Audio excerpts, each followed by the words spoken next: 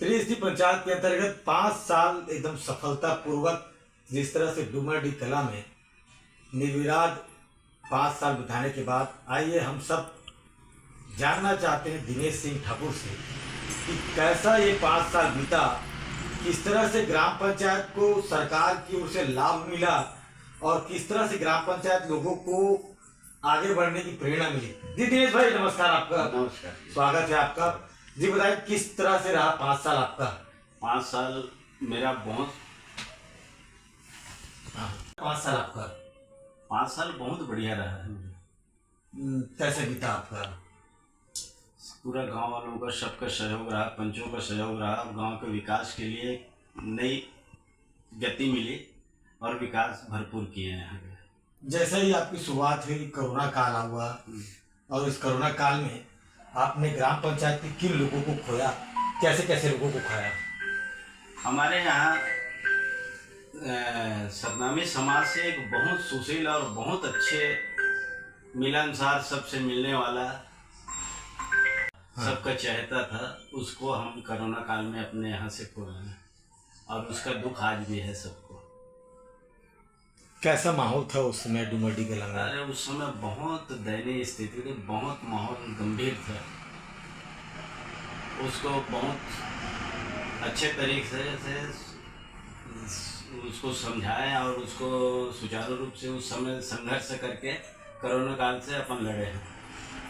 आप इन 5 सालों में आपने ग्राम पंचायत के लिए क्या क्या किया?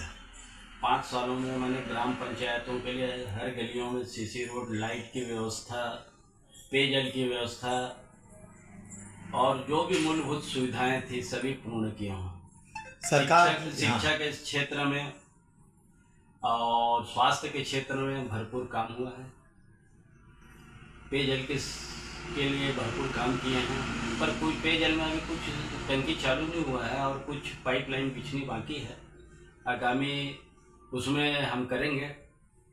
और 2 साल तो कोरोना काल में किसी प्रकार का कार्य नहीं कर पाए थे। इस बार फिर आप प्रत्याशी के रूप में आम जनता के बीच में जा रहे हैं। जी। तो ये आम जनता आपको वोट क्यों दे? गांव का विकास, गांव की मदद, लोकप्रियता के कारण फिर भी अभी भी गांव वाले चाह रहे हैं कि मैं ही सरपंच बनूं और पूर्ण रूप से सहयोग गांव वालों का मिल रहा है, आशीर्वाद मिल रहा है। जी एक बात बताएंगे कि आगे अब फिर एक संघर्ष का समय आ गया, चुनाव का दौर आ गया है, गांव वाले के लिए आपने क्या सोचा है, क्या करने की और नई कुछ सोची?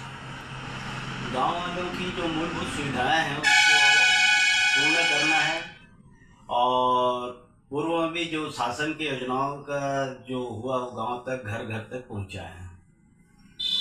आपके इस ग्राम पंचायत में पूर्व मुख्यमंत्री भूपेश बघेल भी आए थे। जी। क्या क्या घोषणाएं हुई थी और क्या अमल हुआ अभी तक? पूर्व मुख्यमंत्री जी आए थे, यहाँ घोषणाएं तो बहुत सारी की है, करीब करीब सिंचाई के लिए और अन्य कार्यों के लिए लगभग 1.5 करोड़ का घोषणा किए थे, पर 1 रुपए का कोई अमल नहीं हुआ उसमें, कोई प्रकार का कोई फंड नहीं दिया। क्योंकि गांव के किसानों का हम हित में अभी काम किया है। यहाँ उपधान खरीदी केंद्र खोले थे और प्रयास से अब डुमरडीह कला पूर्ण रूप से वृत्ताकार सहकारी समिति डुमरडीह कला बन गया है। पहले हम पदुमतरा में थे। आपके क्षेत्र में जिला पंचायत का प्रत्याशी कौन है और उस तरह का किस तरह का माहौल बन रहा है?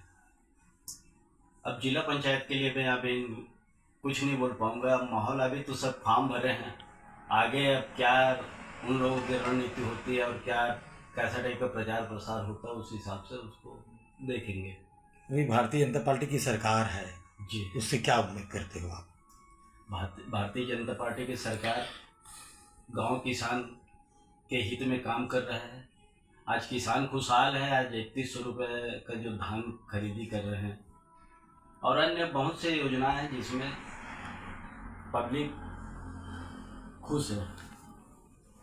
तो इस तरह से हमने दिनेश सिंह ठाकुर से बात की जो 5 साल तक गांव के विकास के लिए लगे, आगे आने वाले 5 साल के लिए भी इस संघर्ष में रहेंगे, किस तरह से काम करेंगे ये तो आने वाला वक्त बताएगा, मगर एक सफल कार्यक्रम, एक सफल सरपंच के रूप में इन्होंने कार्य किया और बेदाग रहे और इस तरह से बेदाग होते हुए फिर ग्राम पंचायत की आम जनता की मांग पर इस सरपंच पद पर खड़े हुए। देखिए लाल टोपी राजू सिंह, राजनंदन।